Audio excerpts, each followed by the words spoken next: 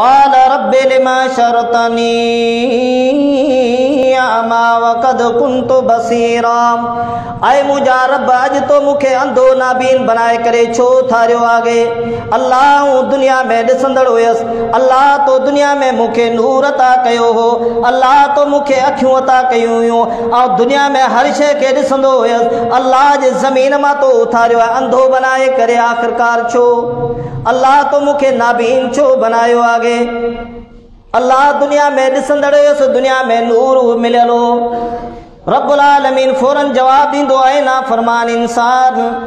क़ाल कज़ालिका अततका आयातुना फनसीतहा व कज़ालिकल यौम तुनसा। बिस्मिल्लाहिर रहमानिर रहीम।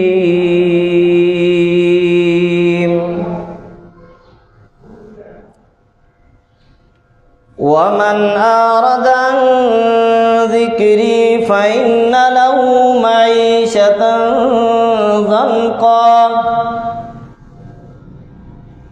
व नहशुरुहु यौमल क़ियामति अमा। क़ाल रब्बि लिमा शरतनी अमा वक़द कुन्तु बसीरा।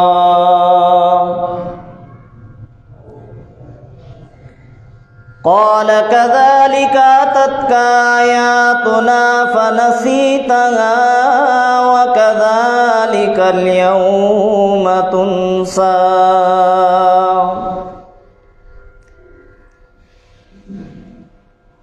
औ कमा क़ाल नबी सल्लल्लाहु तआला अलैहि वसल्लम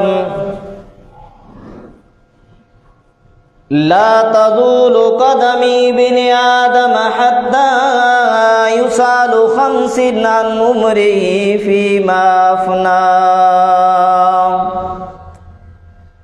व अन शबाबिही फ़ीमा अबला व अन मालिही मिन ऐना इक्तसबहु व फ़ीमा अनफ़क़हु व माज़ा अमिल फ़ीमा अलिम। औ कमा क़ाल नबी सल्लल्लाहु तआला अलैहि वसल्लम। तमाम किस्म जी तारीफ़ हम्द व सना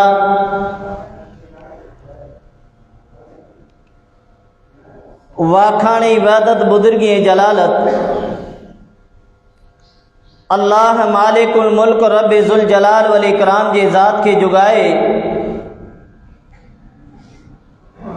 जेको इन पूरी कायनात जो अकेलो खालिक मालिक राज़िक माबूद मुश्किल कुशा हाजत रवा,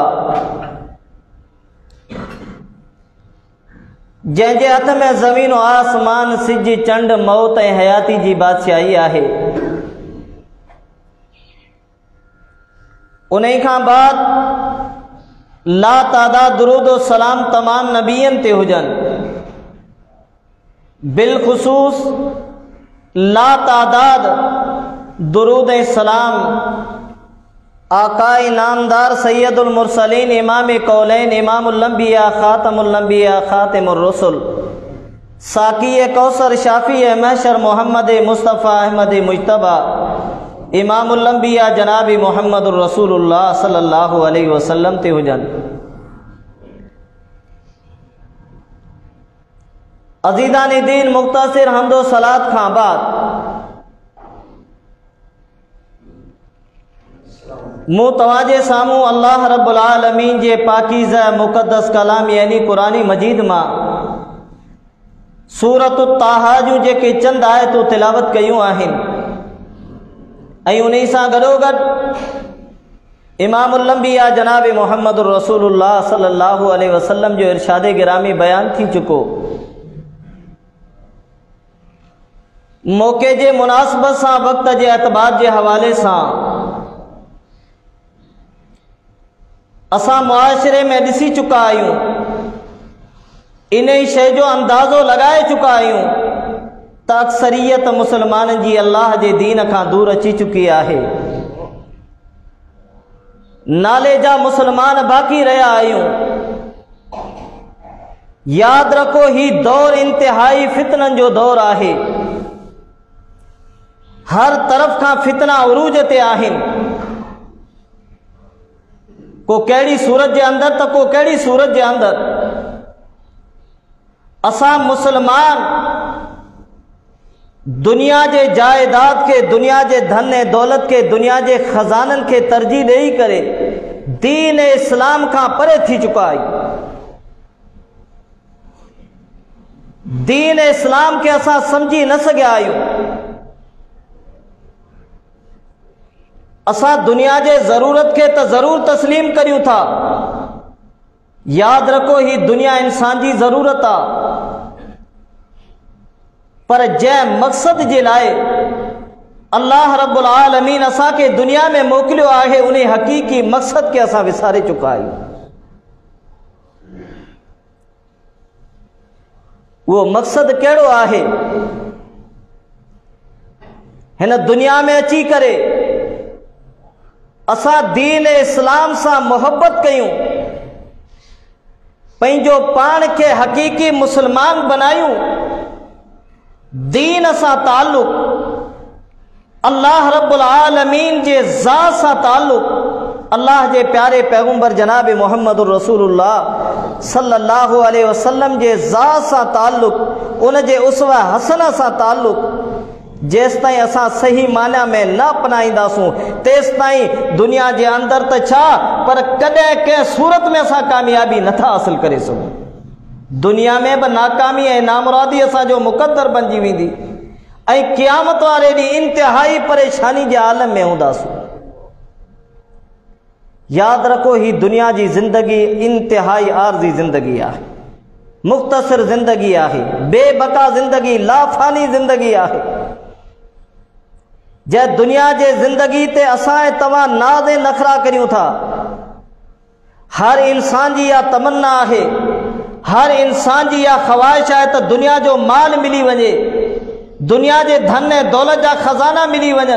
असां हक़ीक़त में मक़सद वारी ज़िंदगी इन शइ खे सम्झो आहे। लेकिन असांजो दुनिया में अचण जो मक़सद अल्लाह जे दीन सां पंहिंजे ताल्लुक़ खे मज़बूत रखणु, अकेले अल्लाह जी इबादत करणु, अल्लाह जे ख़ौफ़ के पंहिंजे दिल में अपनाइणु, इहा हिकु मुसलमान जो शान आहे, मोमिन जी अलामत आहे। मोमिन ऐं मुसलमान जे दिल में हर टाइम ते, हर वक़्त ते अल्लाह जो ख़ौफ़ तारी हूंदो आहे ऐं आख़िरत वारे जेके मक़सद खे इंसान हर वक़्त यादि रखंदो आहे त क़यामत जो ॾींहुं क़ाइमु थियणो आहे। क़यामत जो ॾींहुं हूंदो, मैसर जो मैदान हूंदो, अल्लाह जी अदालत हूंदी। उन ॾींहुं असां पंहिंजे ज़िंदगी जे बारे में अल्लाह जे साम्हूं कहिड़ो जवाबु ॾींदासीं? इहा सोच असां ऐं तव्हां मां समय जे तादाद में चंद अहिड़ा इंसान जिन खे हूंदी, बाक़ी असां सभु जा सभु इन अमल खां गाफ़िल बणिजी चुका आहियूं। दुनिया जी ज़िंदगी के हासिल करण जा खोड़ सारा तरीक़ा मौजूद आहिनि। दुनिया जो माल भी मिली वेंदो, जायदाद मिली वेंदी, धन ऐं दौलत मिली वेंदा, दुनिया जी इज़्ज़त दुनिया वारा इंसान त कंदा, पर हक़ीक़ी जेको मक़सद आहे त असांजे दिल में इहा शइ हुजणु खपजे त क़यामत वारे ॾींहुं रब्बुल आलमीन जे साम्हूं जॾहिं असां पेश थींदासीं उन ॾींहुं अल्लाह असां वटि अमलनि जा अंबार हुजनि, नेकिन जा अंबार हुजनि, अल्लाह क़यामत वारे ॾींहुं रुसवाई खां बचाइजा। इहो इंसान जे दिल में हर टाइम ते फ़िक्र हुजणु खपजे। जेकॾहिं दुनिया में अल्लाह जो ज़िक्र ई न कंदासूं, इहा शइ असां ऐं तव्हां खे नसीब न थींदी। आख़िरत जी फ़िक्र ई असांजे दिलि मां निकिरी वेंदी जेसि ताईं असां पंहिंजे ताल्लुक़ ज़्यादातर अल्लाह जे दीन सां मज़बूत न कंदासूं। असां ॾिसूं मुख़्तलिफ़ तरीक़नि सां फितना अॼु असांजे मुआशिरे में आम थी चुका आहिनि। माल जो फितनो इंतिहाई उरूज ते आहे, धन ऐं दौलत जो फितनो उरूज ते आहे। दुनिया जे अंदरि दीन इस्लाम जा मुखालिफ़ खोड़ सारा बणिजी चुका आहिनि। हता कि अहिड़ा ना अहल ऐं ना खलफ़ इंसान दुनिया में पैदा थिया आहिनि जेके आम इंसान तो छा सहाबा किराम रिज़वानुल्लाह ताला अलैहिम अजमईन जी गुस्ताखी कंदे भी कोन था गुस्सा। जेको मुआशरे में सिद्दीक़ अकबर जड़े अजीम इंसान के बारे में घटिया अल्फाज गालाए ऐं असां मुसलमान ख़ामोश हुजूं, असांखे तो इहो ई डप आहे त दुनिया जे कंहिं मुसीबत में फासी पवंदासीं, हक़ चवंदासीं, काबू थी वेंदासीं, मुसीबतूं असांजे मथां अची वेंदियूं, असां मुश्किलात जो शिकार बणिजी वेंदासूं। जेकॾहिं असां मुआशरे में पक्का ऐं सच्चा मुसलमान हुजूं, वल्लाह उन ज़ात जो कसम कॾहिं बि असां ख़ामोश न वियूं। फितना पंहिंजे अखियुनि सां ॾिसूं पिया, कननि सां ॿुधूं पिया, उन जे बावजूद ख़ामोश आहियूं। छाजे करे?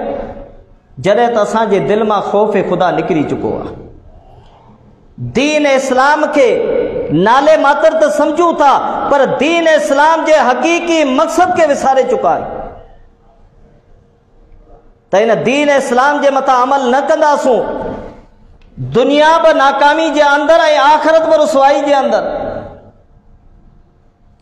याद रखो, यो ताल्लुक तद इंसान जो मजबूत थींदो आहे जॾहिं इंसान ज़्यादातर पंहिंजे ज़िंदगी मां वध में वध हिस्सो कढी करे अल्लाह जे दीन जे ख़ातिर अल्लाह जे घर में अची करे ज़िक्र अस्कार में पंहिंजे ज़िंदगी जा ॾींहं गुज़ारींदो आहे। जेकॾहिं ईअं न कंदासूं, अल्लाह जे ज़िक्र खां परे थींदासूं, अल्लाह जे दीन खां परे थींदासूं, दीन जी मुखालफ़त कंदासूं, दीन इस्लाम जी ॻाल्हि न ॿुधंदासूं, अल्लाह जे दर में अची करे अल्लाह जो ज़िक्र न कंदासूं, अल्लाह जी इबादत न कंदासूं, यादि रखो दुनिया जी ज़िंदगी गुज़री वेंदी, क़यामत वारे ॾींहुं असांखे अल्लाह जे साम्हूं इंतिहाई परेशान थियणो पओ। परेशानी असांजो मयार ऐं मुक़द्दर बणिजी वेंदी। पोइ उन ॾींहुं पिया चवंदासीं काश दुनिया में अमल करियूं हा त सुठो हो, नेकी सां मोहब्बत करियूं हा त अॼु कामयाबी मिली वञे। अल्लाह रब्बुल आलमीन क़ुरान मजीद जे अंदरि मिसालूं बयान कयूं। अल्लाह जे प्यारे पैगंबर जनाब मोहम्मद रसूलुल्लाह सल्लल्लाहु अलैहि वसल्लम सहाबा किराम रिज़वानुल्लाह ताला अलैहिम अजमईन के समझाइन था, ऐ मुंहिंजा सहाबियो, तव्हां इन ई शइ खे नोट करे वठो, अल्लाह जे पैगंबर जी नसीहत, अल्लाह जे पैगंबर जी हिदायत सहाबा किराम ॿुधी करे अमल कनि था। अॼु असां मुआशरे जा इंसान अल्लाह जे पैगंबर जी हदीस ॿुधी करे विसारे छॾियूं था। अमल करण त परे जी ॻाल्हि आहे, पर उन हदीस के हिकिड़े कन मां ॿुधी ॿिए कन मां विसारे छॾियूं था। छा क़यामत वारे ॾींहुं रब असां ऐं तव्हां खां इहो सवाल न कंदो? छा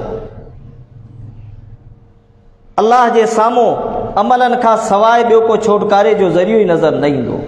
अमल हूंदा नजात मिलंदी, न त परेशानी असांजो मायार बणिजी वेंदी। अल्लाह रब्बुल आलमीन सूरत ताहा जे अंदरि इन्हनि चंद आयतनि में इंतिहाई अज़ीम नसीहत कई आहे ऐं उन इंसान जे बारे में सख्ती वारा अल्फाज रब्बुल आलमीन चया आहिनि जेको इंसान मुआशरे में अल्लाह के विसारे, अल्लाह जे दीन के विसारे, अल्लाह जे ज़िक्र के विसारे करे पंहिंजे मर्ज़ी ऐं मनशा जे मुआफ़िक़ ज़िंदगी जा ॾींहं गुज़ारे थो। उन जे बारे में अल्लाह जे क़ुरान सख़्त अल्फाज़नि जे अंदरि वईद फरमाए, उन जो हशर इंतिहाई ख़तरनाक थी सघे थो।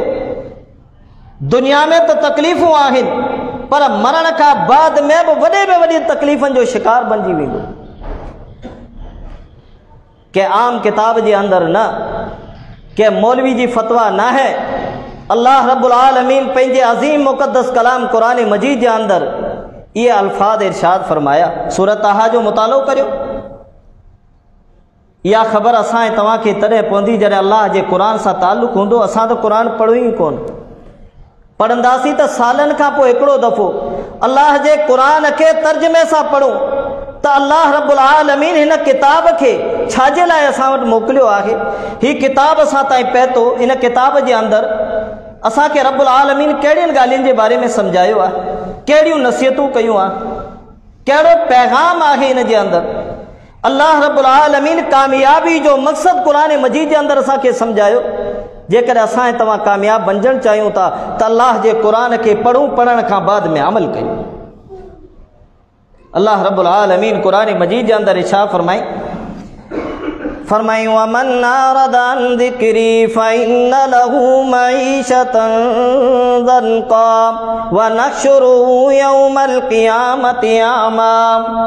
जेको इंसान मुआशरे में अल्लाह जे ज़िक्र खां राज़ करे तो, अल्लाह जे ज़िक्र खां मोह मोड़े तो, अल्लाह जे इबादत खां परे आगे, अल्लाह जे दीन खां परे आगे, अल्लाह जे घर खां दूर रही करे पंहिंजे ज़िंदगी जा ॾींहं गुज़ारे तो, ज़िंदगी जे अंदर करे अल्लाह जे घर में अची करे रब्बुल आलमीन जी इबादत न कयाई, अल्लाह रब्बुल आलमीन का करे पंहिंजे गुनाहनि जी माफ़ी तलब न कयाई, अल्लाह जे घर में अची करे अल्लाह जे क़ुरान जी तिलावत न कयाई, मतलब तो दुनिया जे मोहब्बत में, दुनिया जे माल जे मोहब्बत में लगी करे हकीकी रहमान जे इबादत खां गाफिल थी वियो, शैतान जे पोयां लगी करे हकीकी मालिक के विसारे छॾियाई, उन रब्बुल आलमीन जे नेमतन के दुनिया में विसारे छॾियाई। याद रखो ए दुनिया जा इंसानो, क़यामत जो ॾींहुं हूंदो, महशर जो मैदान हूंदो, रब्बुल आलमीन असां तव्हां खां इहो सवाल कंदो ताए मुंहिंजा बानो तव्हां खे ही दुनिया जी ज़िंदगी मिली, ही दुनिया जूं मूं रब्बुल आलमीन तव्हां खे नेमतूं अता कयूं, माल भी अता कयम, औलाद भी अता कयम, दुनिया जे धन ऐं दौलत जा खजाना अता कयम, ही दुनिया जी अज़ीम ज़िंदगी तव्हां खे अता कयम, इन ज़िंदगी में छा करे आया? अल्लाह जो कुरान तो गवाही दे, वमन अरदा अन ज़िक्री फ़इन्न लहू मईशतन ज़न्क़ा व नहशुरुहु यौमल क़ियामति आमा। अल्लाह जो कुरान बार बार असां तव्हां खे इन्हनि अल्फाज़नि जे अंदर समझाए रहियो आहे। जंहिं इंसान मुआशरे में दुनिया में रही करे अल्लाह जे ज़िक्र खां आराज़ कयो, अल्लाह जे ज़िक्र खां मोह मोड़ियो, अल्लाह जे दीन सां पंहिंजे ताल्लुक़ खे ख़त्म करे छॾियाई, अन ज़िक्री फ़इन्न लहू मईशतन ज़न्क़ा, रब जो वाइदो आहे त हिकिड़ी मुसीबत जे अंदर दुनिया में फसाए छॾींदसि, हिकिड़ो अज़ाब ऐं मुशक्क़त दुनिया जे अंदर, ॿियो क़बर जे अंदर, ॿियो हशर वारे ॾींहुं। यकीन समझो जंहिं इंसान जे मथां सख़्तियूं ई सख़्तियूं, जंहिं इंसान जे मथां मुसीबतनि जा अंबार हुजनि, उहो इंसान दुनिया जी ज़िंदगी त मुसीबत जे अंदर हूंदो आहे, पर क़यामत वारे ॾींहुं बि इंतिहाई परेशान हूंदो। जॾहिं क़बर मां रब्बुल आलमीन उथारींदो, उन टाइम ते हिन नाफ़रमान जी कैफ़ियत कहिड़ी हूंदी? रब जो कुरान तो बयान करे अहिड़े नाफ़रमान इंसान जे दुनिया जे मईशत खे तंग करे छॾींदसि। जेको इंसान मूं अल्लाह जे इबादत खां दूर, मुंहिंजे ज़िक्र खां परे, मुंहिंजे घर खां परे, मुंहिंजे कुरान जी तिलावत खां दूर रहिजी वियो, न मुंहिंजे कुरान ते अमल कयाई, न मुंहिंजे प्यारे पैगंबर जनाबे मुहम्मद रसूलुल्लाह सल्लल्लाहु अलैहि वसल्लम जे इरशाद गिरामी जे मथां अमल कयाई, न अल्लाह जे पैगंबर जे ज़ात सां मोहब्बत, न अल्लाह जे दीन सां मोहब्बत, न अल्लाह रब्बुल आलमीन जे तौहीद सां मोहब्बत, बस दुनिया जे पोयां लॻो पियो, का परवाह न हुई। रब तो फरमाए त इहा सज़ा अहिड़े नाफ़रमान खे दुनिया में ॾेई छॾींदसि, मईशतन ज़न्क़ा, अहिड़े नाफ़रमान जे रोज़ी खे दुनिया में तंग करे छॾींदसि। रोज़ी जा अंबार हूंदा, धन ऐं दौलत जा बज़ाहिर ॾिसण में त खज़ाना ईंदा, वल्लाहि उन ज़ात जो कसम, ऐं कसम खणी करे इहा ॻाल्हि चवां थो, हीउ अल्लाह जो दर आहे, मेंबर रसूल आहे। खोड़ सारा अहिड़ा इंसान ॾिठासूं, धन ऐं दौलत जा त खज़ाना आहिनि, पर आहिनि वरी बि परेशान। माल ऐं मिल्कियत जा अंबार आहिनि, पर अञा बि चवनि था माल अचे, सुकून आहे ई कोन। अल्लाह अहिड़े नाफ़रमान इंसान जो दिली सुकून बि ख़त्म करे छॾींदो। हुन माल खे तरजीह ॾिनी, अल्लाह जे दीन खे विसारे छॾियाई, अल्लाह जे नेमतनि खे विसारे छॾियाई, अल्लाह जे घर में अचण जे लाइ हिन वटि वक़्तु ऐं टाइम न हो। हा, अल्लाह जे घर में वेंदुसि, इहो वक़्तु ज़ाया थींदो, इहो टाइम वरी बि माल खे ॾियां, दुनिया जे जायदाद खे हासिल करे वठां, माल मिल्कियत जा अंबार कयाई, धन ऐं दौलत जा त खज़ाना आहिनि, नांग जी सूरत इख्तियार करे वेठो आहे, मुंहिंजो माल, मुंहिंजी मिल्कियत, मुंहिंजा खज़ाना। जॾहिं इहो इंसान दुनिया जे अंदर त परेशान आहे, दुनिया में त परेशानी हिन जो मुक़द्दर बणिजी वञे थी, पर रब जो कुरान तो बयान करे ही त दुनिया जी सख़्ती आहे, परेशानी जे अंदर हूंदो, कॾहिं बि हिनखे इहो महसूस न थींदो त ही मुसीबतूं, ही मुश्किलातूं, ही परेशानियूं मूंखे छो रसी रहियूं आहिनि। हा, ग़रीब इंसान परेशान थींदो आहे, इंसान खे सम्झ में ईंदो आहे त ग़रीब आहे, परेशान आहे, हिन वटि माली वसाइल घटि आहिनि, इन जे करे परेशान आहे, घरू लिहाज़ खां परेशान आहे, माली लिहाज़ खां परेशान आहे, अञा ई ॿियूं के परेशानियूं आहिनि, छो जो ग़रीब आहे, उन में त हज़ारे आइब थी नज़र ईंदा आहिनि। पर हिकिड़ो अमीर तरीन इंसान जॾहिं परेशान ॾिठोसीं, तॾहिं अल्लाह रब्बुल आलमीन जे मुक़द्दस कलाम क़ुरान मजीद जी आयत इहा असांजे ज़हन ते उतरी अचे थी, असांजे दिल दिमाग़ ते इहा आयत असर करे थी त गवाह बणिजी वञो, यादि रखो क़यामत जो ॾींहुं इन इंसान सां इंतिहाई बुरो असर थींदो। ही त दुनिया जे अंदरि अल्लाह रब्बुल आलमीन जे तरफ़ां आज़माइश हूंदी आहे, जेको इंसान नाफ़रमानी जे अंदरि अल्लाह रब्बुल आलमीन खे विसारे छॾींदो आहे। फरमाए अहिड़े नाफ़रमान जे रोज़ी खे, इन जे माल और मिल्कियत खे आउं तंग करे छॾींदा। हूंदा त दुनिया जा ख़ज़ाना, पर हूंदो परेशान, दिली सुकून बि न ईंदसि, निंड बि न हूंदी, न राति जो निंड, न ॾींहं जो सुकून, परेशानी परेशान आहे, हता के इन परेशानी में मौत अची वियो। फ़इन्न लहू मईशतन ज़न्क़ा वनहशुरुहु यौमल क़ियामति आमा।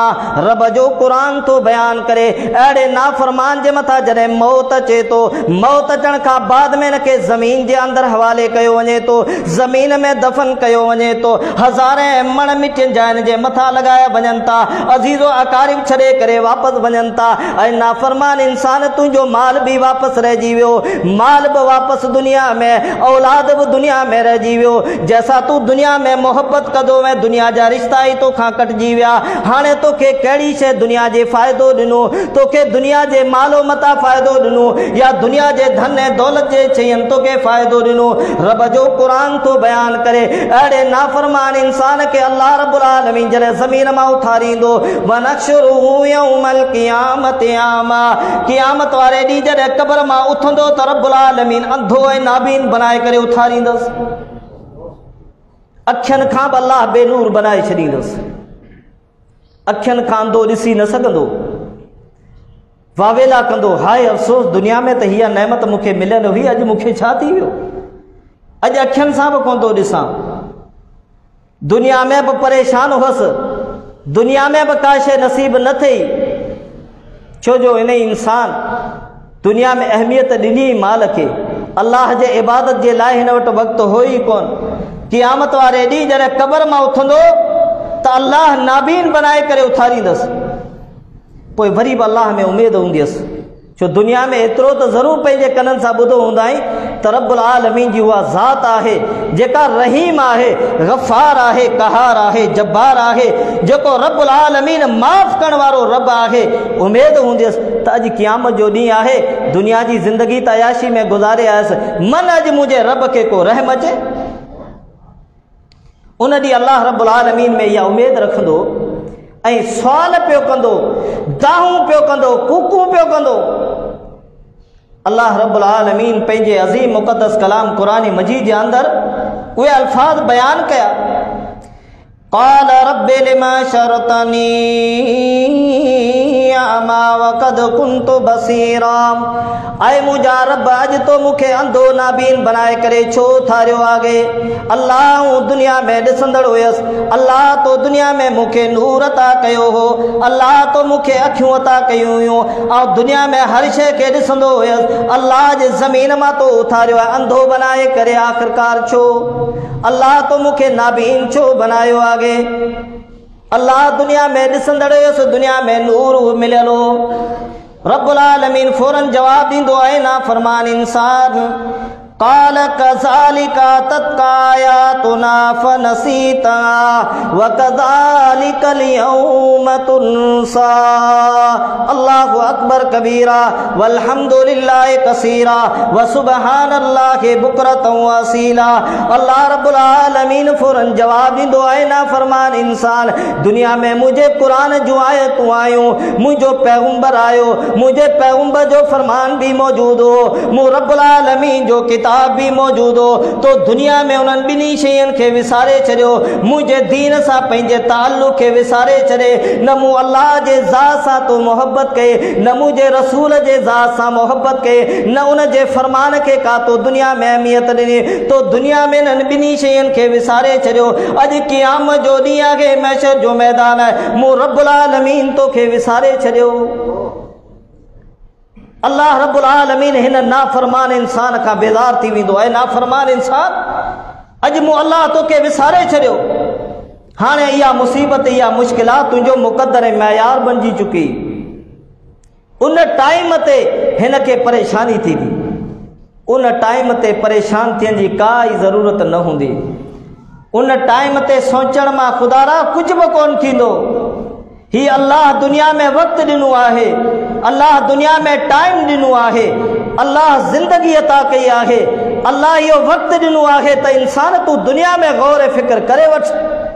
ही ज़िंदगी तोखे इन जे लाइ मिली आहे त हिन ज़िंदगी में पंहिंजे कामयाबी जो मायार ऐं मक़सद खे सम्झी वठ त मूंखे कामयाब बणिजणो आहे। कामयाब बनाइण वारी कहिड़ी शइ आहे ऐं नाकामी ऐं नामुरादी जो सबबु कहिड़ी शइ बणिजी सघे थी।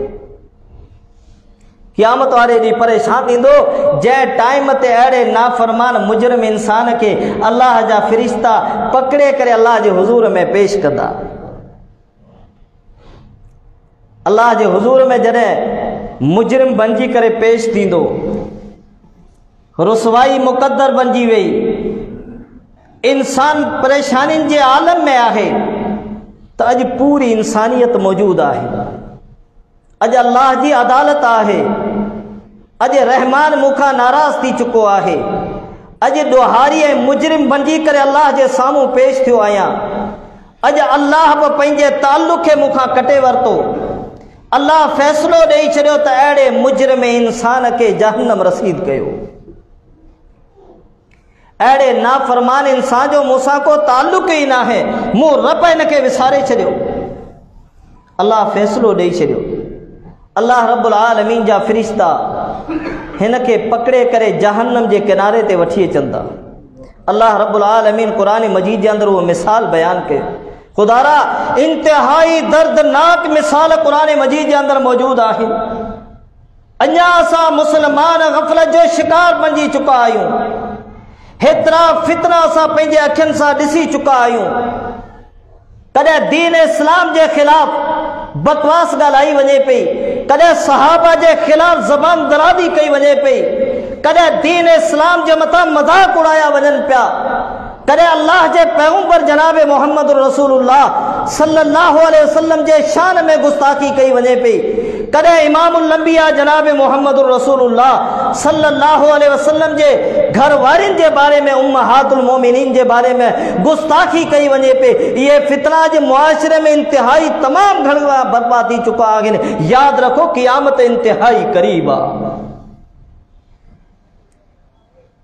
क़यामत तमामु वेझी आहे। क़यामत जो अलामतूं ऐं निशानियूं अची चुकियूं आहिनि। मुसलमाननि जो दीन इस्लाम खां परे थियणु इहा क़यामत जी निशानी। दीन इस्लाम खे चटी सम्झंदा, अल्लाह जे दीन जे ॻाल्हि खे ॿुधण जे लाइ चवंदा वक़्तु ज़ाया थिए थो, टाइम ज़ाया थींदो, कारोबार खे टाइम ॾियो। यादि रखो, छा असां हिन इलाइक़े जे अंदरि, हिन शहर जे अंदरि एतिरा ई मुस्लमान आहियूं जेके अल्लाह जे घर में पहुता आहियूं? अंदाज़ो अॼु ई असांखे लॻी वेंदो, छा अल्लाह जे सॾ ते लब्बैक चवण वारा आहियूं ई मुस्लमान एतिरा? छा क़यामत वारे ॾींहुं अल्लाह जे हुज़ूर में असां का सवाल को? अल्लाह रब्बुल आलमीन जे बारगाह में रब्बुल आलमीन असां तव्हां खां इहो सवाल न कंदो? यादि रखो, क़यामत वारे ॾींहुं जॾहिं मुजरिम बणिजी करे, ॾोहारी बणिजी करे अल्लाह जे साम्हूं पेश थींदासीं, पोइ उन टाइम ते असां ख़ुदि पंहिंजे ज़ुबान सां इहो ई पिया इक़रार कंदासीं, अल्लाह हाणे असांखे यकीन थियो आहे। दुनिया में यकीन कोन था करियूं। अल्लाह जो क़ुरान मौजूदु आहे, प्यारे पैगंबर जो फरमान मौजूदु आहे। नसीहत कई वेंदी, अमल कोन कंदासीं, बल्कि उन नसीहत खे असां हिकिड़ी मामूली ॻाल्हि सम्झी करे विसारे छॾींदासीं त मौलवियुनि जूं ॻाल्हियूं आहिनि। ख़ुदारा अल्लाह जे क़ुरान जी इहा गवाही ॾिनी। त क़यामत वारे ॾींहुं जॾहिं इहो नाफ़रमान इंसान, मुजरिम ॾोहारी इंसान अल्लाह जे अदालत में अल्लाह रब्बुल आलमीन जो हुज़ूर में पकड़े करे आंदो वेंदो, पोइ उन ॾींहुं छा पियो चवंदो पंहिंजे ज़ुबान सां? अल्लाह रब्बुल आलमीन क़ुरान मजीद जे अंदरि इहा नसीहत असां ऐं तव्हांखे सम्झाई आहे त दुनिया में ज़िंदगी जे अंदरि गौर ऐं फ़िक्र कयूं। मता ईअं त न थिए जो क़यामत वारे ॾींहुं असां सभु मुजरिम बणिजी करे अल्लाह जे साम्हूं पेश कया वञूं। फरमाई वलौ तरा इदिल मुजरिमून नाकिसू रूसिहिम इंद रब्बिहिम रब्बना अबसरना वसमिअना फरजिअना नअमल सालिहन इन्ना मूक़िनून। रब जो कुरान तो बयान करे जॾहिं मुजरिम इंसान, ॾोहारी इंसान अल्लाह रब्बुल आलमीन जे साम्हूं अल्लाह जा फ़रिश्ता पकड़े करे आणींदा, अल्लाह ही फलां ॾोहारी इंसान, अल्लाह ही फलाणो मुजरिम इंसान जंहिं दुनिया में पंहिंजी ज़िंदगी अयाशी जे अंदरि गुज़ारी, जंहिं पंहिंजे जवानी खे मस्तानी सम्झो, जंहिं पंहिंजे जवानी खे दुनिया जे आयशो अशरत में गुज़ारे, जंहिं पंहिंजे ज़िंदगी जे अंदरि धन ऐं दौलत खे तरजीह ॾिनी, लेकिन अल्लाह तुंहिंजे दीन जे मथां अमल करण जे लाइ तयारी न हो। अल्लाह तुंहिंजे घर में अची करे तोखां पंहिंजे गुनाहनि जी माफ़ी तलब करण जे लाइ तयारी न हो। अल्लाह नेमतूं तुंहिंजूं इस्तेमाल कयाई, अल्लाह एहसान तुंहिंजा हुआ, लेकिन दुनिया में नाफ़रमानी जे अंदरि पंहिंजे ज़िंदगी जा ॾींहं गुज़ारे आयो। अल्लाह जी इहो मुजरिम ऐं ॾोहारी इंसान आगे जंहिंखे तुंहिंजे अदालत में पेश कयो वियो आगे। अल्लाह अल्लाह रब जो क़ुरान तो बयान करे अहिड़े नाफ़रमान इंसान जे लाइ रब्बुल आलमीन इहो हुकुम कंदो, अहिड़े नाफरमान इंसान के गीले करे जहन्नम जे हवाले कयोसि, जहन्नम रसीद कयोसि। अल्लाह नाराज़ थी वेंदो, ऐं मुंहिंजा फ़रिश्तो वठी वञोसि जहन्नम जे तरफ़। जॾहिं जहन्नम जे किनारे ते पहुचंदा, वेझो ईंदा, जहन्नमिन जूं आहूं ऐं दाहूं ॿुधी करे परेशान थी वेंदा। जहन्नमी जूं अहिड़ियूं त हींगूं ऐं दाहूं गॾह वांगुरु हींगूं हूंदियूं, अजीब ऐं ग़रीब उन्हनि जूं दाहूं, सख़्ती जे करे, अल्लाह जे अज़ाब जे करे। जहन्नम जी बाहि का मामूली आहे, जहन्नम जो अज़ाब को मामूली। असां चऊं था जहन्नम जहन्नम, अल्लाह क़यामत ॾींहुं माफ़ करे छॾींदो। अमल करण जे लाइ असां तयार ई न आहियूं, निमाज़ पढ़ण जे लाइ वक़्तु आहे ई कोन, चऊं था बसि दिलि में इहो इरादो रखियो अल्लाह ई माफ़ कंदो। अल्लाह जा बानो निमाज़ न पढ़ंदासीं, दीन इस्लाम सां सच्चा न रहंदासीं, सहाबा किराम रिज़वानुल्लाह ताला अलैहिम अजमईन जे मथां पंहिंजी जान कुर्बान न कंदासीं, तेसि ताईं नजात नथी मिली सघे। दीन सां वफ़ादारी करण वारो, अल्लाह जे तौहीद सां सचाई ॾेखारण वारो इंसान दुनिया में बि कामयाबी ऐं कामरानी जे मायार ऐं मक़सद खे पहुचे थो, ऐं क़यामत वारे ॾींहुं अल्लाह रब्बुल आलमीन अहिड़े ख़ुशि नसीब इंसान खे नबीअनि जो साथ नसीब कंदो। जॾहिं जहन्नम के वेझो ईंदा, जहन्नमी जूं आहूं ऐं दाहूं ॿुधंदा, पोइ छा पिया चवंदा? उन टाइम ते मञीदासूं, असां ऐं तव्हां इन शइ खे तस्लीम ज़रूर कंदासूं। हींअर चवंदा ही त मौलवी डिजारीन था, अल्लाह जा बानो डिजारन न, बल्कि अल्लाह जे क़ुरान नसीहतूं कयूं आहिनि त ज़िंदगी जे अंदरि जेकॾहिं कामयाबी हासिल करणु चाहियूं था त पंहिंजे ज़िंदगी जे अंदरि सुधारो आणियूं, आख़िरत जी तयारी कयूं। जेको आख़िरत वारो ॾींहुं इंतिहाई दर्दनाक ॾींहुं हूंदो, इंतिहाई सख़्ती वारो ॾींहुं हूंदो, नफ़्सा नफ़्सी जो आलम हूंदो, हर नफ़्स हिक ॿिए खां भॼण जी कोशिशि कंदो। अल्लाह जो क़ुरान तो गवाही ॾे त क़यामत वारो ॾींहुं एॾो त सख़्त तरीन ॾींहुं हूंदो, जॾहिं सभिनी खे ॾिसंदो त नशे जे हालत में, हालांकि रब जो क़ुरान तो बयान करे नशो न हूंदो। उन टाइम ते अल्लाह जो अज़ाब इंतिहाई सख़्त तरीन अज़ाब हूंदो, जॾहिं खीर प्यारण वारी माउ पंहिंजे बच्चे खां बेज़ार बणिजी वेंदी। आहे का मुआशिरे में उहा माउ जेका पंहिंजे बच्चे खां अलॻि रहण जे बारे में सोचे, हिकिड़े मिंट जे लाइ माउ पंहिंजे बच्चे खे अलॻि करण जे लाइ तयारु न हूंदी। लेकिन क़यामत वारो ॾींहुं सख़्ती वारो ॾींहुं हूंदो, नफ़्सा नफ़्सी जो आलम हूंदो। उन ॾींहुं माउ पंहिंजे खीर प्यारण वारे बच्चे खां बि जुदा थी वेंदी, एॾो त सख़्ती वारो ॾींहुं हूंदो। उन ई ॾींहं जे लाइ असां तव्हां कहिड़ी तयारी कई आहे? अल्लाह रब्बुल आलमीन क़ुरान मजीद जे अंदरि उन्हनि जी मिसाल बयान कई जिन दुनिया जे माल खे अहमियत ॾिनी, दुनिया जे जायदाद खे, दुनिया जे ज़िंदगी खे हक़ीक़त में हुननि मक़सद वारी शइ सम्झो।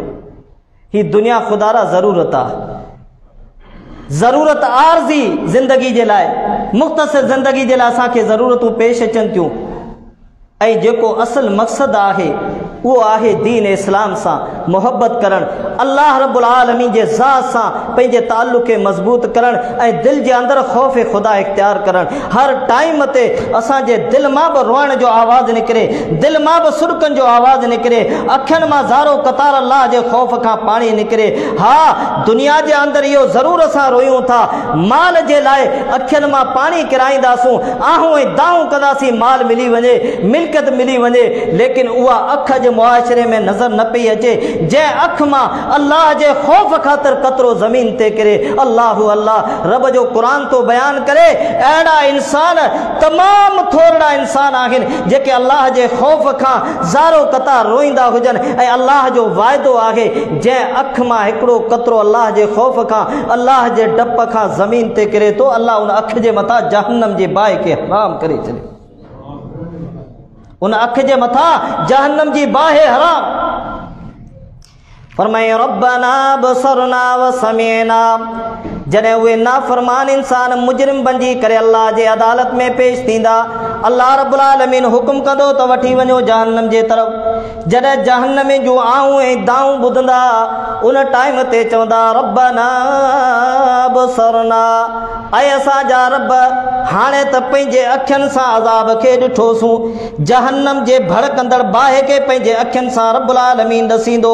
ऐं नाफ़रमानो, तव्हांजो दुनिया में त यकीन न हो, दुनिया में त मुंहिंजे क़ुरान जे मथां तव्हां अमल न कयो, दुनिया में इन शइ खे ॿुधी करे विसारे छॾियो, पर अॼु इहो अज़ाब, जंहिं अज़ाब जे बारे में दुनिया में तव्हांखे सम्झायो वेंदो हो, मुंहिंजो क़ुरान आयो, मुंहिंजो पैगंबर आयो, दुनिया में इहे अल्लाह जे दीन जूं दावतूं आम कयूं वयूं, लेकिन दुनिया में तव्हां इन शइ खे अहमियत वारो न सम्झो, इन शइ खे तव्हां मुआशरे में अहमियत न ॾिनी, लेकिन अॼु अल्लाह जो अज़ाब अची चुको आहे। रब्बुल आलमीन अहिड़े नाफ़रमान इंसान खे पंहिंजे अखियुनि सां अज़ाब खे ॾसींदो, पोइ चवंदा ऐं असांजा रब हाणे असां पंहिंजे अखियुनि सां ॾिठोसूं त जहन्नम जो अज़ाब आहे। रब्बना बसरना व समीना, अल्लाह हाणे त जहन्नम जूं दाहूं बि पंहिंजे कननि सां ॿुधियूंसूं, ऐं असांजा रब नामल सालिहन इन्ना मूक़िनून, ऐं असांजा रब असांखे थोरी देरि जे लाइ मोहलत ॾियो, अल्लाह असांखे दुनिया में चंद ॾींहंनि जे लाइ मोकिलियो, ज़्यादा वक़्तु न, ज़्यादा टाइम न, डिघो अरसो न, बल्कि थोरी देरि जे लाइ अल्लाह असांखे दुनिया में मोकिलियो त असां दुनिया में वञी करे नेक ऐं साले अमल करे अचूं, चङा अमल करे अचूं, मुतक़ी परहेज़गार बणिजी करे ईंदासूं। पोइ उन टाइम ते का बि इजाज़त न मिलंदी। जॾहिं दुनिया में हेतिरो वक़्तु मिलियो, 60 साल 70 साल 80 साल 100 साल ताईं अल्लाह ज़िंदगी ॾिनी, उन में कुझु न कयोसूं, क़ुरान खे मामूली सम्झोसूं, क़ुरान जे इन नसीहत खे ॿुधी करे विसारे छॾियोसूं, पोइ क़यामत वारे भले पिया चऊं, चवंदा रहंदासीं, लेकिन असांखे इन शइ जी इजाज़त न मिलंदी त हाणे वापसि वरी मोटी वञूं। जेके अमल हूंदा उन्हनि अमलनि जे मुआफ़िक़ असां ऐं तव्हांखे उहो नतीजो मिलंदो। नेक अमल हूंदा, कामयाबी असांजो मायार ऐं मुक़दर बणिजी वेंदी। नेक अमल न हूंदा, ख़ुदा यादि रखो, केर बि कंहिंखे न बचाए सघंदो। जेकॾहिं बचाइण जी का गुंजाइश हुजे हा त आमना जो लाल, अब्दुल्लाह जो दुर्रे यतीम, पंहिंजे लते जिगर न्याणी बीबी फातिमा ज़ुहरा रज़ी अल्लाह ताला अन्हा खे इहा नसीहत न करे वञनि हा। आख़िरी टाइम आहे, आख़िरी वक़्तु आहे, पंहिंजे लते जिगर के नसीहत कनि था, हे फातिमा दुनिया में चङा अमल कजां, दुनिया में अल्लाह जे ख़ौफ़ खे इख्तियार कजां, ज़्यादातर अल्लाह जे इबाद सां पंहिंजे ताल्लुक़ खे मज़बूत कजां। मतिलबु त ॾींहुं राति सुबुह ऐं शाम अल्लाह जे दीन सां एतिरो त पंहिंजे ताल्लुक़ खे मज़बूत कजां जो रहमान तोखां राज़ी थी वञे। मतां दुनिया में अमल न करी इहो ई सोची त मुंहिंजो पीउ पैगंबर आहे, नबी आहे, क़यामत वारे ॾींहुं मुंहिंजी सिफ़ारिश कंदो। न, ऐं फातिमा तोखे दुनिया में चङा अमल करणा पवंदा, नेक अमल करणा पवंदा। तो खुदा रा ही दुनिया की ज़िंदगी इंतहाई मुख्तसर ज़िंदगी आहे। इमामुल अंबिया जनाब मुहम्मद रसूलुल्लाह सल्लल्लाहु अलैहि वसल्लम आखिरत के हवाले से इमामुल अंबिया जेका नसीहत कई सहाबा किराम रिज़वानुल्लाहि ताला अलैहिम अजमईन के नसीहत कन था। आए मुझा सहाबियो, क़यामत जो ॾींहुं हूंदो, मैशर जो मैदान हूंदो, अल्लाह रब्बुल आलमीन जी अदालत हूंदी। अल्लाह रब्बुल आलमीन हर इंसान का इब्न आदम का सिर्फ ऐं सिर्फ जिंदगी के अंदर 5 सवाल कंदो। इंसान पूरी जिंदगी जा ॾींहं गुज़ारे थो, क़यामत वारे ॾींहुं ही जिंदगी जो असांखे मोहलत मिली आहे, जो वक्त मिलियो आहे, टाइम मिलियो आहे, असांजी मर्ज़ी जीअं कयूं अमल कंदासीं कामयाब बणिजी वेंदासीं, जेकर अमल न कयासीं नाकाम बणिजी वेंदासीं। ऐं क़यामत वारे ॾींहुं ही दुनिया जी ज़िंदगी असांजे लाइ इम्तिहान आहे। ऐं क़यामत वारे ॾींहुं रब्बुल आलमीन इन इम्तिहान जे बारे में असां तव्हां खां इहे सवाल पुछंदो। उहे कहिड़ा सवाल हूंदा? इंतिहाई अज़ीम सवाल जिन जो ताल्लुक़ असांजे ज़िंदगी सां। उन्हनि मां 4 सवाल जिनके असां दुनिया में तरजीह ॾियूं था, हिकिड़े सवाल के का बि तरजीह नथा ॾियूं, उहो बि आख़िरत जे हवाले सां। इमामुल अंबिया जनाब मुहम्मद रसूलुल्लाह सल्लल्लाहु अलैहि वसल्लम जिन फरमाइनि था त क़यामत जो ॾींहुं हूंदो, मैशर जो मैदान हूंदो, तेसि ताईं आदम जे औलाद के अॻिते कदम वधाइण जी इजाज़त न मिलंदी। हालांकि अल्लाह जो पैगंबर पंहिंजे तरफ़ इशारो करे तो, आए मुझा सहाबियो, आऊं अल्लाह जो पैगंबर आहियां, अल्लाह जो नबी आहियां, जेसि ताईं आऊं बि 5 सवालनि जा जवाब ॾेई न सघंदुसि, हिकिड़े सवाल जो जवाब न ॾिनमि, अॻिते मूंखे बि कदम वधाइण जी इजाज़त न मिलंदी। सब खां पहिरियों सवाल इमामुल अंबिया जनाब मुहम्मद रसूलुल्लाह सल्लल्लाहु अलैहि वसल्लम जिन फरमाइनि था, अन उम्रिही फीमा अफना वन शबाबी फीमा बला। पहिरियों सवाल इंसान का ज़िंदगी जे मुतालिक थींदो, उम्र जे बारे में सवाल थींदो। रब्बुल आलमीन पहिरियों सवाल कंदो त आहे मुंहिंजा बाना दुनिया जी उम्र किथे गुज़ारे आए, दुनिया जी उम्र किथे फना करे आए। 60 साल तोखे ज़िंदगी ॾिनमि, 80 साल तोखे उम्र ॾिनमि, 100 साल ताईं। हालांकि के त अहिड़ा इंसान जेके 100 साल खां अॻिते टिपी वञनि था। क़यामत वारे ॾींहुं रब्बुल आलमीन इन उम्र जे बारे में सवाल कंदो, बाना उम्र मुंहिंजे तरफ़ां तोखे अज़ीम नेमत मिलियल हुई, उन नेमत जो तो दुनिया में क़दुरु कयो या न? पहिरीं सवाल जे अंदरि असां परेशान थी वेंदासीं। अॼु हिकिड़े ॾींहं जी असांखे यादाश्त नथी बीहे। क़यामत वारे ॾींहुं अल्लाह जे हुज़ूर में, अल्लाह जे बारगाह में जॾहिं पूरी ज़िंदगी जे बारे में सवाल थींदो, ख़ुदा रा क़यामत वारे ॾींहुं कहिड़ो जवाबु ॾींदासूं?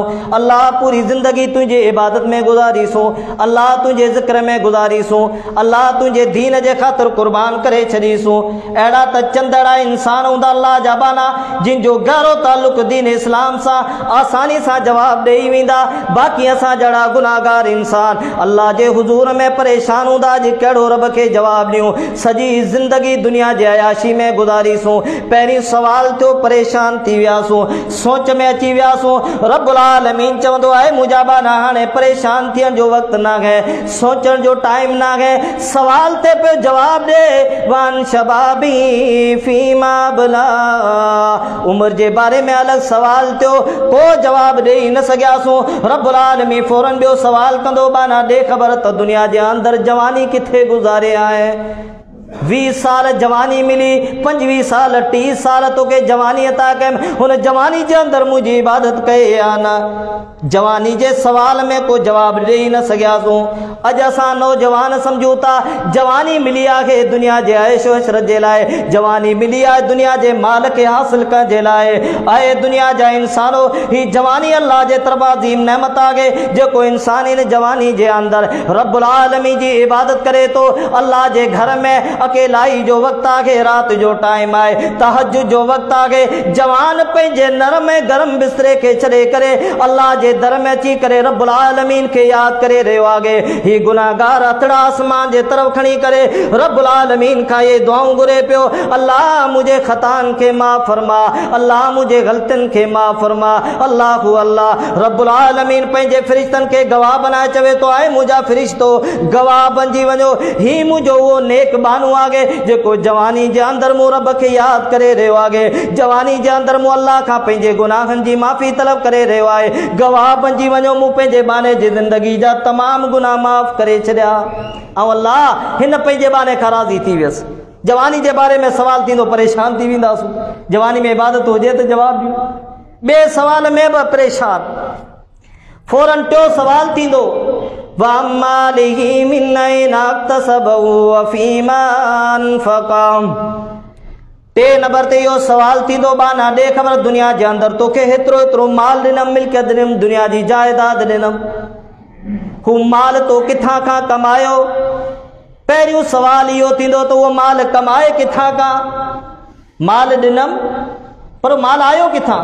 आहे ख़बर असां तव्हांखे माल अचे पियो, खाई करे हज़म करे छॾियूं था, न हलाल जी तमीज़ आहे न हराम जी तमीज़ आहे, बस माल मिले एनजीओ जे तरफ़ां मिले तॾहिं बि खाई वेंदासूं, यहूदियुनि खां मिले त बि खाई वेंदासूं, मुशरिकीन खां मिले तॾहिं बि खाई वेंदासूं। माल मिले ॾिसंदासीं न हलाल आहे या हराम आहे। अॼु इहा सूरत हाल असां मुसलमाननि जी बणिजी चुकी आहे। हर इंसान चवे थो मूंखे माल मिले, मिल्कियत मिले, जायदाद मिले। क़यामत वारे ॾींहुं इन माल के बारे में सवाल थींदो। खुश नसीब उहे इंसान जिनके अल्लाह पे इन माल जड़ी अजीम नेमत सां नवाजो आहे, पर उन माल के सही माने में इस्तेमाल कनि था, अल्लाह के रस्ते में खर्च कनि था, अल्लाह के दीन के तरफ खर्च कनि था, अल्लाह के घरनि ते खर्च कनि था, तौहीद जे मथां खर्च करे छॾीनि था। यकीन समझो ये खुश नसीब इंसान क़यामत वारे ॾींहुं आसानी सां जवाब ॾींदा अल्लाह वाकई इहा अजीम नेमत तो ॾिनी, अल्लाह तुंहिंजे रस्ते में ॾींदा वियासीं, अल्लाह ॾींदो वियो, खर्च कंदा विया, कॾहिं कमी न आई। वफ़ीमा अनफ़क़। चौथे नंबर ते सवाल थींदो ॿारनि माल के खर्च किथे कए, को जवाब कोन ॾेई सघंदासीं। आखिरी सवाल थींदो वमाज़ा आमिल फ़ीमा अलिम औ कमा क़ाल नबी सल्लल्लाहु अलैहि वसल्लम। आखिरी सवाल थींदो इल्म जे बारे में, अमल जे बारे में। ऐं मुंहिंजा बाना दुनिया में तोखे इल्म ॾिनमि, क़ुरान हदीस जो फ़हम ॾिनमि, उनजे मथां तो केतिरे क़दुरु अमल कयो। तो खुदारा ये मुख़्तसिर सवाल क़यामत वारे ॾींहुं असां तव्हां सभिनी इंसाननि खां थींदा। को इंसान ईअं न सम्झे त कंहिं आलिम खां सवाल थींदा, कंहिं पढ़े लिखे खां थींदा, जाहिल खां न थींदा। हर इंसान खां इहे सवाल थियणा ई थियणा आहिनि। पहिरीं उमिरि जे बारे में सवाल थींदो, ॿियो सवाल जवानी जे बारे में थींदो, टियों सवाल माल जे बारे में थींदो, चौथो सवाल माल खे ख़र्च किथे कए, पंजो सवाल इल्म जे बारे में थींदो। त आहे दुनिया जे अंदरि रहण वारा इंसानो, तव्हांखे मूं अल्लाह इल्म जहिड़ी दौलत सां नवाजो, तव्हांखे समझ अता कयमि, तव्हांखे दीन जो फ़हम शऊर अता कयमि, उनजे मथां तव्हां दुनिया में अमल कयो या न कयो, इहे पंज सवाल थियणा आहिनि। अल्लाह रब्बुल आलमीन खां दुआ आहे त रब्बुल आलमीन असां तव्हांखे सही माना में क़ुरान सुन्नत मुआफ़िक़ अल्लाह अमल जी तौफ़ीक़ अता फ़रमाए, अल्लाह असांजो ख़ात्मो ईमान बिल ख़ैर अता फ़रमाए। अल्लाह रब्बुल आलमीन जॾहिं असांजो मौत ते ईमान जे हालत में मौत ते अल्लाह कलमो नसीब कजां, अल्लाह निवाज़ जे हालत में मौत ते जीअं सहाबा जो मौत थियो आहे, जीअं तबा ताबईन जो मौत थियो आहे, जीअं मुहद्दिसीन जो मौत थियो आहे, दीन इस्लाम जे ख़ातिर उन्हनि कुर्बानियूं ॾिनियूं, आख़िरी इख्तिताम थिए थो, दुनिया खे छॾीनि था, तॾहिं बि अल्लाह रब्बुल आलमीन जी इबादत कंदे दुनिया खे छॾे रवाना थियनि था। त असांजो बि मौत ख़ुशि नसीबी वारो रब्बुल आलमीन मौत नसीब करे। अक़ूलु क़ौली हाज़ा अस्तग़फ़िरुल्लाह ली व लकुम व लिसाइरिल मुस्लिमीन।